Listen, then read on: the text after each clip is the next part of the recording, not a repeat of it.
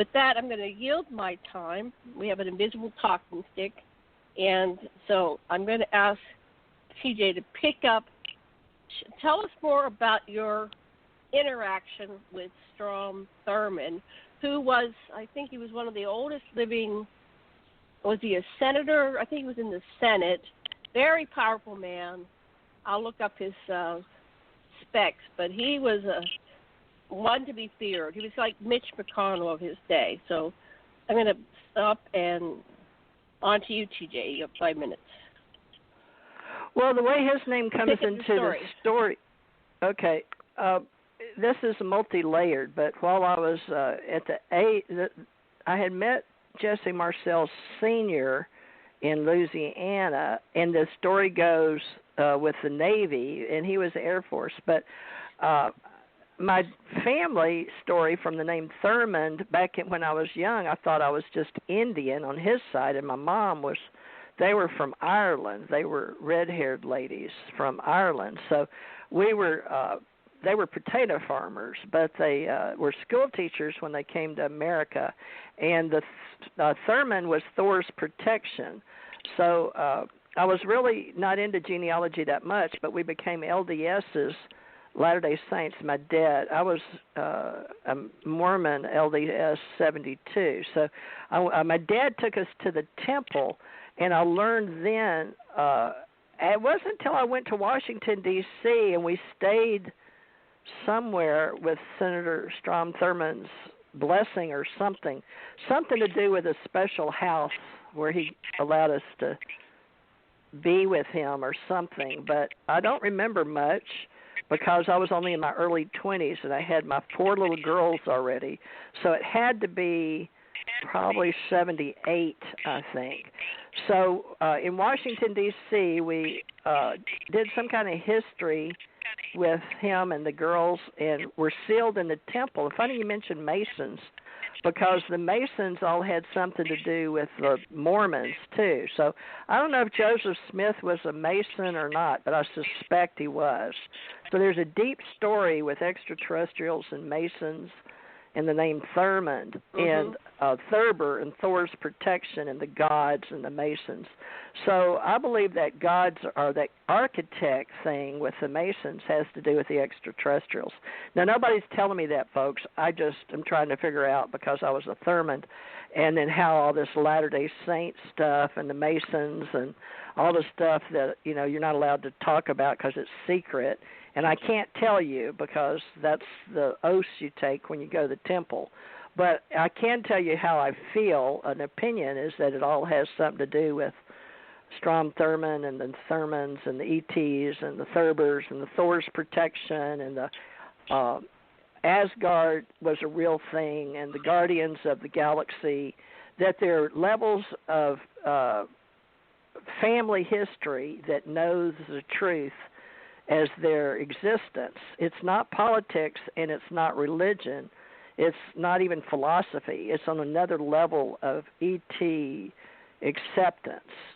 It has nothing to do with your age, color, creed, religion, any of that, although different groups take on that energy. So all these societies of the mystical order, and I would say even the Rosicrucians, I don't know that for sure because I'm not a master of any of these world religions. However, what I'm talking about is the metaphysical connection of what maybe Jesse and I experienced with extraterrestrials. Is it never went away. It's just that we weren't allowed to talk about it. So I have a hard time explaining it. So that's how I got on the metaphysical journey.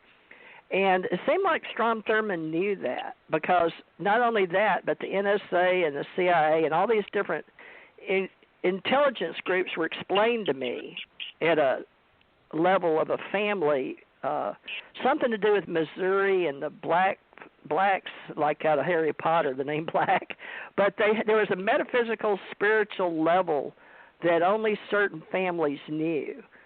So that's the Thurmond part of me. But it's also became Thurber, Thurber, over in Europe.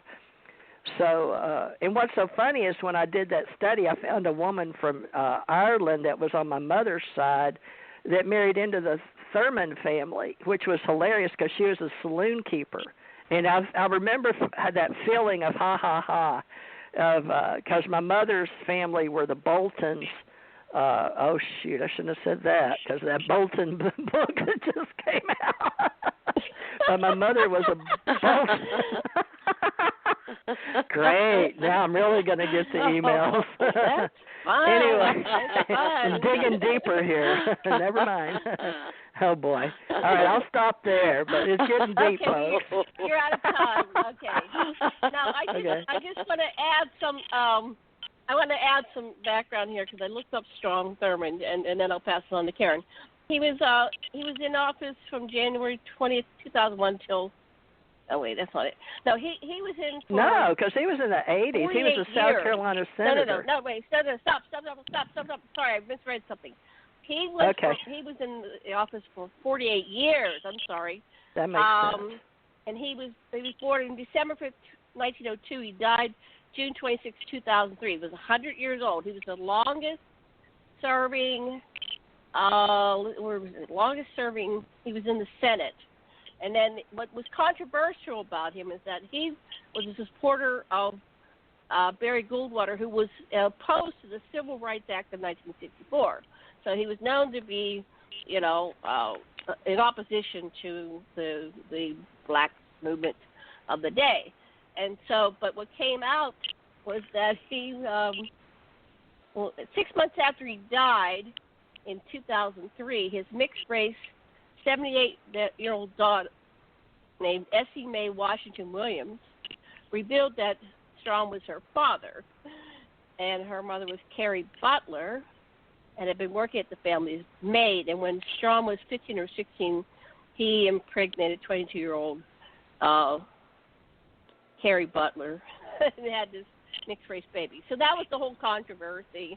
But then just to follow through on that, it's kind of interesting because we have all this Black Lives Matter stuff, and I looked up Strom Thurmond. It said that these two football players are trying to get the Strom Thurmond Wellness Center renamed because they're taking everybody that was racist. So it's an interesting tie. I know he's different from you, and you have different views on. I have a multiracial granddaughter, so that they shouldn't take that away from her family because she's having trouble here being bullied because she's multiracial. She's half black and half white, and she's having a terrible life at 13 like I did. It's terrible. I was part Indian, I thought, but it's terrible. When you're part Indian and part black and part white, they're really mean to you. Then add a name like Thurmond on top of it, and they try to kill you all the time. It's not fun. I know. So you can get multiracial on any level. Hurt the person. And don't kill the Roswell lady because I'm. When I was, yeah. No, I'm just saying that my parents were very racist when they were young, but by the time they died, when I went back to see them when they were in their last leg, their best friend was a black man, and he was the only one who was taking care of them. He was literally cutting my dad's brother's toenails because he had diabetes, and he was the only one that could do it without hurting him, because when you have diabetes, you got to be careful about cutting your toenails. Anyway, so it shows that we can all overcome our past, and we shouldn't be blamed for the past of our relatives. So, but anyway, but that's an interesting aside, and then I wanted to pass it on to Karen. So, Karen, please talk about whatever you want to talk about. We're just in a random succession of thoughts, and everything I think that's the and best. Your story is important too. I think it's the best to just be relaxed and, just let what comes out come out. And, that's how things are going to flow through channel anyway. And I guess I was fortunate because I was raised by my mother and my father who really never were racist, even though where I grew up in the small town of Glen Rose, we didn't have any black people. But when, we did have people who were in our family who had people who were black that were friends of theirs in Austin and things like that. So I was never known to be anything about racism or that there was a difference, which is really good. And plus, after having lived in Rio for so many years, most of their culture comes from Africa. And that's that part of Brazil that is. The rest is more from Europe and Spain, and especially Argentina, close down there in Porto Alegre. But so I think that all of the ETs are coming here to help evolve this color thing that's been so, there's enough bullying that goes on as it is at that age, for whether you're all white or whether you're black and white or whether you're whatever. And I think that there are so many good things about this disclosure. I do know that it's going to happen soon, because all these things are going to happen just within a twinkling of an eye. That's what I've been told. And I think that a lot of the racism is going to stop when this happens, because the shift will be off of it. The shift will be off of it. And people are sad, they're hurt, and they come out mad. And I think that they need to be allowed to express their hurt and their pain for having been bullied in that way, for whatever. But it's not going to last very long. It's not going to go on forever. That part won't go on. So everything that's happening to us that's made us all of a sudden live a different life, and everybody's basically in a pod, their own pod of their home or their apartment or whatever, it's supposed to be that way. Number one, we're all more focused on research, truth, study. I know the three of us are, and there are many more that are too, are looking to find answers, looking to know how to go to that part of your mind and learn and achieve those abilities of attracting what you want to have, or being the identity that you want. And you can't do it if you don't trust in yourself. It will never happen. I've known people who are a wealth of information metaphysically. They've read everything from theosophy to the world's most famous metaphysicians, everything from Ralph Waldo Emerson to Thoreau to everybody, all over the place. And they can historically call these times and what they did, what they contributed, but they don't believe in themselves. And so therefore they have to sit back and from the mainstream of what they want, because if they don't believe in themselves, their electrical field, their electromagnetic field will not resonate to the strength and the force in order to achieve that or manifest what they want, because we're all energy. We're all light and energy, and love and emotion drives all that. So, and I teach that. So I'm open if anybody wants to ask me any questions. I really don't know how to continue that at this time. I think it's very important for everybody to be a seeker, in whatever way they want to do it, with whom they choose to study with, or be led by, or help in some way, or believe, because these are those times of great transition. And everybody knows it. Everybody knows it. But they don't ever go, like when you watch the news and you watch the things happen, they're going in circles over and over again. Nobody ever brings up anything we've talked about tonight. And then maybe somebody might start asking questions.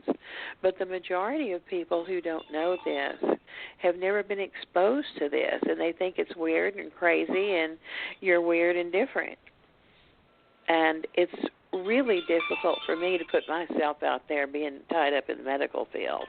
It's been hard. I'm doing it more now than I've ever done, but it hadn't been easy. Okay, we're at the end of your time. So without further ado, I'm going to pass it to TJ, whatever you want to talk about. All right. Well, not only am I Thurmond and Bolton, but my family were Jews, and my mother's book, you can look it up, is Good Old Days in Louisiana. by Tess Thomas on Lulu, but she'll tell you how she grew up during the Hitler time when her grandpa was from Poland, so I guess on